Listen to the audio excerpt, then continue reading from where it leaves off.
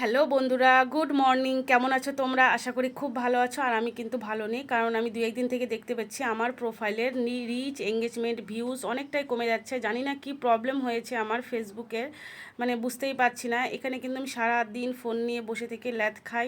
আর দু একদিন থেকে আমি ভিডিও দিতে পারছি না, মানে লং ভিডিও যেটা হয় সেটা দিতে পারছি না। তার কারণ আমি বুঝতেই পারছি না কি ভিডিও শেয়ার করব তোমাদের সাথে, কি কন্টেন্ট দিব, মানে কিছুই বুঝতে পারছি না। কারণ এখানে হয়তো আমাকে সেরকম কিছু কাজ করতে হয় না, সমস্ত কিছু মাই করে। সারাদিন আমি ফোন ফোন নিয়ে ল্যাদ খেয়ে থাকি, তারপরেও আমার এইসব মানে রিচ, এঙ্গেজমেন্ট, ভিউজ এইসব কী করে যে কমে যাচ্ছে। আর কলকাতায় থাকি, সেখানে আমাকে একা হাতে সমস্ত কিছু সংসার সামলে তারপরে সমস্ত কিছু করি, মেয়েকে সামলে, তারপরেও কিন্তু আমি অনেকটা রিচ, এঙ্গেজমেন্ট বাড়িয়েছি। আর এখানে এসে সমস্যায় কমে যাচ্ছে, আমি বুঝতে পারছি না কি হচ্ছে আমার সাথে। কিন্তু তারপরেও কিন্তু আমি হাল ছাড়ছি না, হাল ছাড়বো না। হয়তো একসময় মনটা খারাপ হয়ে তখন মনে করি যে এইসব হয়তো আমার দ্বারা হবে না, আমি পারবো না।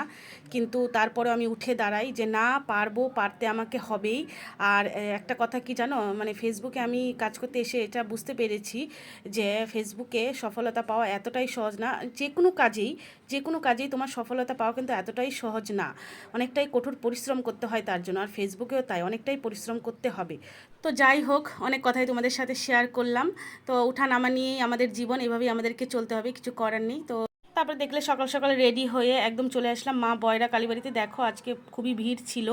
আর কালিয়াগঞ্জে এসে মায়ের কাছে আসবো না সেটা তো হতেই পারে না, মাকে দর্শন না করে সত্যি। আর মায়ের কাছে এসে পুজো দিয়ে অনেকটাই ভালো লাগছে। আর আজকে মঙ্গলবার যেহেতু অনেকটাই ভিড় ছিল, দেখতেই পেলে। শনি মঙ্গলবার কিন্তু খুব ভিড় ভিড় থাকে, মনটা সত্যি অনেকটা শান্তি হয়ে গেল। তো তারপরে চলে গেলাম একটু পরোটা খেতে। আর আমি যতদিনই পুজো দিতে আসি, পুজো টুজো দিয়ে কিন্তু আমি পরোটা খাবোই। তারপরে দেখো সবাই মিলে আমরা এখন পরোটা খেয়ে নিলাম। আর এই পরোটাটা খেতে সত্যি খুবই ভালো লাগে। তো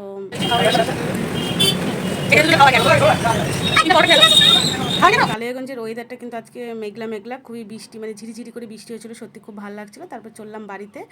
তারপরে বাড়িতে এসে প্রায় অনেকক্ষণ পরে, মানে 2টো বাজে এখন প্রায়, তখন এই যে খেতে বসে পড়েছি। আর মা আজকে করেছিল চিংড়ি মাছ দিয়ে একটা মিশানো সবজি, যেটা আমার খেতে ভীষণই ভালো লাগে। আর করেছিল চিংড়ি ভাপা, আর এটাও খেতে কিন্তু আমার খুবই ভালো লাগে। আর চিংড়ি মাছগুলো এতটা নরম হয়েছিল। তারপরে খেয়ে দিয়ে একটু রেস্ট নিচ্ছিলাম। রেস্ট নেওয়ার পরে একটু সন্ধ্যার দিকে বের হয়েছিলাম একটা গিফট কিনতে, যেহেতু আমার বান্ধবীর ভাস্তির বার্থডে আছে সন্ধ্যাবেলা। তো সন্ধ্যাবেলায় বেরিয়েছি গিফট কিনতে, কারণ মেয়ে ঘুমাচ্ছিল আর মা বাড়িতে ছিল না, সেজন্য মেয়েকে একা রেখে আসতে পারতাম না।